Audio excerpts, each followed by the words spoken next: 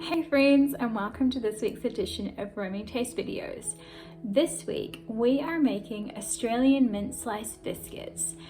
I am super excited about making these with you because they are such a classic, not just in Australia but also in New Zealand, and there's almost nothing like biting into the perfect chocolate biscuit, that mint patty in the center, and that deliciously set chocolate coating. I would love to know if you give this a go, so please add a comment below, tag me on Instagram at Roaming Taste, and subscribe for more videos like this.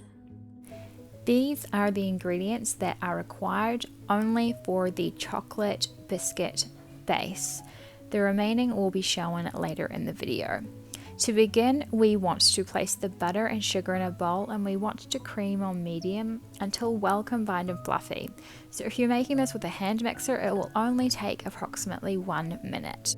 To make the biscuit dough, it does not take overly long. However, you do need to factor in at least 30 minutes or potentially overnight to allow the dough to really chill, which will help us cut the biscuits into shape and also ensure that they don't spread too much when baking.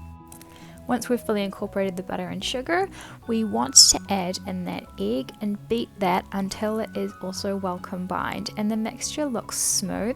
So what we're looking for is that it goes from this lumpy texture to that it's fully uniform, that you've taken all of the butter around the edges of the bowl as you've mixed it, and it looks really smooth, almost like buttercream really, because there's only one egg in this, so the butter is still quite strong in color and the texture almost looks like buttercream there. Next, we need to sieve in our cocoa powder, which helps to ensure that the cocoa is really nicely finely mixed into the final dough. When you see the final biscuits, you see that they are really cocoa heavy in color, and that is affected because of us sieving the cocoa. It ensures there's no lumps, but also ensures that it's mixed really nicely through that dough. We combine this until it's really just fully incorporated. We don't really need to beat this mixture too much more. We just really want to ensure that the butter and the cocoa powder is fully combined, and then we can set that beater aside because we add in the flour, and this is where we begin to fold the flour in.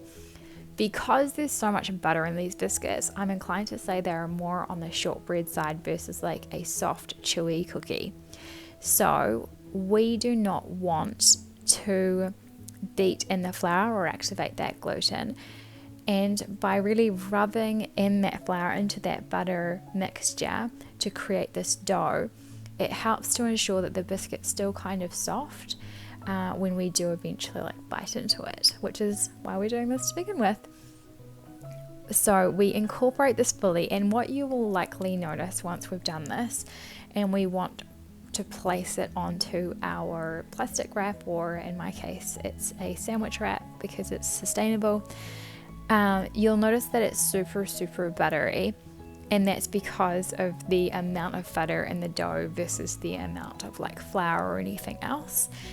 And so it is quite hard to really shape whilst at room temperature, because as you see here, I'm putting onto my sandwich wrap how soft and buttery that dough is. And so this is why we absolutely need to chill it. More importantly, before we chill it, we want to shape the dough into a log shape. We don't want it to be too thin or long of a log. We want it to be like a thicker log, because we can shape that dough into a thinner log once it has been chilled. As you can see, I keep rolling it, but it kind of ends up more of an oval shape versus a round shape, and that's just because it's so soft. So what you want to do is you want to do the best you can when it is at room temperature, and then place it in the freezer for at least 30 minutes or refrigerate for at least an hour. Any longer particularly if you're refrigerating, you want to remove the biscuit dough at least 15 minutes before you intend to work with it. That will then help you work with the dough and get the right shape of those biscuits. Ideally, we're only looking for biscuits that are about 1.5 to 2 inches in diameter. They're not really big when you purchase them at the supermarket in Australia or New Zealand, and so we're trying to create that here. Here we go, it's nicely chilled, and so we will need to work with that dough slowly if it has been chilled any longer than the aforementioned times. So as you can see, I just like work my way a little bit at a time. Another thing we want to make sure is that we don't roll it out too thin again before we begin cutting our biscuits, because it will inevitably, as you're cutting the dough, we cut the end bit off to make sure that the first biscuit is not uneven. But when we inevitably do cut a biscuit, as you see here, it is not naturally round, and so what we will do is we'll end up rolling the edges of that biscuit just to get a more round shape, and we will probably end up thinning the biscuit out to make sure it's nice and even and flat on top. And so this is why we always want to err on the log being slightly bigger then slightly smaller, because we don't want the biscuits to be too tiny either. Once we have cut all of our biscuits, we want to place them on a baking tray, and we want to preheat the oven to 180 degrees Celsius or 350 degrees Fahrenheit. I prefer to place the biscuits back into the fridge for 10 minutes and then bake them so that they don't spread too much. We bake them until they look matte in appearance. So they go from looking slightly glossy to looking matte, and this takes between 10 to 12 minutes. Usually I find that they begin to smell slightly fragrant, and because they are a chocolate color, it's really hard to know when they're like going golden. So keep an eye on them and do not bake them any longer than, like, I'd say the 11-minute mark would be the sweet spot. Once we have them fully baked, we want to make that icing. Our icing only requires 3 ingredients: water, icing sugar or confectionery sugar, and peppermint extract. So what we're looking for is we're going to mix that through, and what might happen, as happened in my video here, is that the sugar started to kind of like clump up even though I had already sifted it. What this has happened is that the extract is kind of like made lumps with that sugar, and we're trying to like smooth it out, which is the water is helping us get through.